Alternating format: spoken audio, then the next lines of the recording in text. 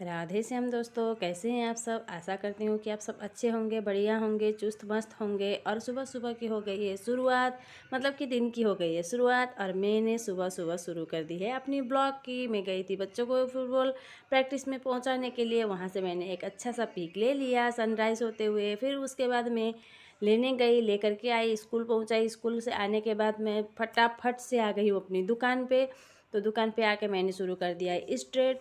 और वो सब जितने भी यहाँ बैठे हैं, किन्हीं की आईब्रो बनानी है, किन को हेयर कट कराना है, तो मैंने कहा कि आप लोग थोड़ा सा बैठिए, थोड़ा सा वेट करिए। क्योंकि मेरी ये क्लाइंट सुबह ही उन्होंने फ़ोन किया था, सुबह नहीं कल ही फ़ोन की थी उन्होंने। तो कल ही फ़ोन करके आई हैं। और उनका घर पे छोटा बच्चा भी है और इनका वैसे भी लॉन्ग टाइम काम करना पड़ेगा। तो इसीलिए मैं उन्हें फटाफट से इनका क्रीम अप्लाई कर दिया है। क्रीम अप्लाई करके उनको बिठा दिया है साइड पे बिठा करके मैंने उन लोगों का सबका आईब्रो हेयर कट जो भी था मैंने फटाफट कर दिया। 10 मेरे पास मतलब 20 मिनट थे जब तक इनका मतलब क्रीम जो फर्स्ट क्रीम मैंने अप्लाई किया था उसके लिए मुझे 15 से 20 मिनट रुकना होता है। तो हेयर का वो देख के होता है, तो वही मेरे पास 20 मिनट थे। तो 20 मिनट में उनका ज़्यादा हेयर कट नहीं था, सिर्फ ट्रिम था।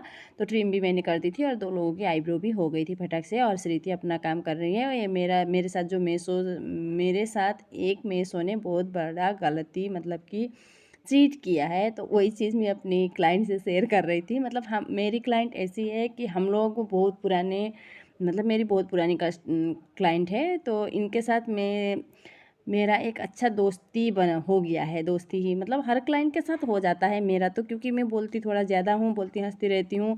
तो और मेरे जितने भी क्लाइंट हैं वो भी बहुत अच्छे हैं। तो इसीलिए हम लोगों का अच्छा ही एक रिलेशन बन जाता है। क्लाइंट से भी ज़्यादा दोस्त वाले जैसे हम लोगों के रिलेशन हम लोगों का रिलेशन बन जाता है।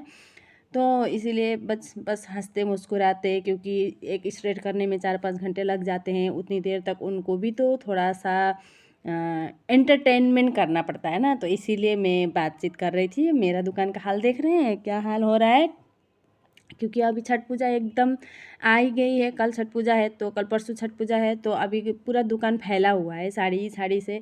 और श्रुति में मेरे साथ लगी पड़ी है, तो बाहर ऐसे ही साड़ी पड़े हुए हैं, फॉल्स लगाने के लिए रेडी है। चलिए इनका भी फर्स्ट क्रीम धो करके भी मैंने स्ट्रेट का मतलब आयरनिंग करके फिर सेकंड क्रीम अप्लाई करके सेकंड क्रीम भी मैंने वॉश कर दिया है। अभी मैं कर रही हूँ ड्रायर, उसके बाद से थोड़ा सा आयरनिंग करूँगी। वैसे मैं बहुत कम करती हूँ। सेकंड क्रीम का लगाने के बाद मतलब धो धाने के बाद उसके बाद मैं आयरनिंग नहीं करती हूँ। ये देखिए बिना आयरन का ही ये लुक है। तो मेरी क्लाइंट भी हमेशा खुश रहती है, खुश है, क्योंकि ये मेरी बहुत पुरानी क्लाइंट है। अब मैं जा रही हूँ बच्चों को ट्यूशन पहुँचाने। मैंने उनका स्ट्रेट कंप्लीट करके आके फटाफट से थोड़ा सा खाना खा लिया था। खा करके मैं जा रही थी बच्चों को पहुंचाने। हर चीज़ को कैप्चर कर नहीं पाते हैं दोस्तों, क्योंकि कभी कभी इतना लेट होता है, कभी कभी मैं शॉप पे ही फ़ोन को छोड़ के आ जाती हूँ। तो ये सब कुछ कुछ प्रॉब्लम हो जाती है और वीडियो भी बहुत ज़्यादा लंबा हो जाएगा तो आप लोग भी बोर हो जाएंगे। इसीलिए मैं जो जो मौका मिलता है वही वही करती हूँ। कितना सारा तो मैं छोड़ भी देती हूँ जो मुझे इम्पोर्टेंट नहीं लगता है। वैसे मैंने खाना खा लिया था। खाना खा करके अभी मैं जा रही हूँ बच्चों को पहुँचाने ट्यूशन। हम लोग तीनों थे।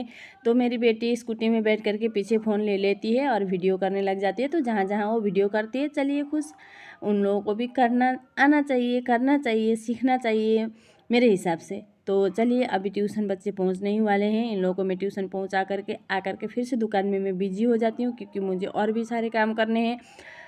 तो श्रुति भी बहुत ज़्यादा बिजी थी, इसीलिए हम लोग हर चीज़ का वीडियो नहीं कर पा रहे हैं अभी, क्योंकि मेरे पास बिल्कुल टाइम नहीं है। और श्रुति भी अपना बिजी रहती है, उसको सिलाई करना है और मेरा भी हेल्प करना रहता है, क्योंकि मैं अभी ज़्यादा करके पार्लर में बिजी हो रही हूँ। तो सिलाई का काम एकदम से श्रुति के ऊपर आज आ गया है सब कुछ।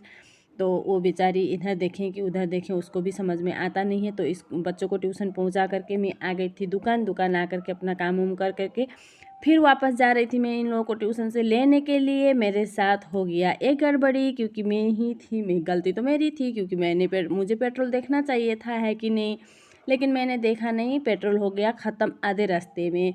अब कहाँ से मिलता, आसपास में पेट्रोल पंप था नहीं। फिर मैंने वहाँ पर पास में गैरेज था, तो गैरेज से एक बोतल लेकर के मैं गई पेट्रोल पंप से ई रिक्शा में गई थी।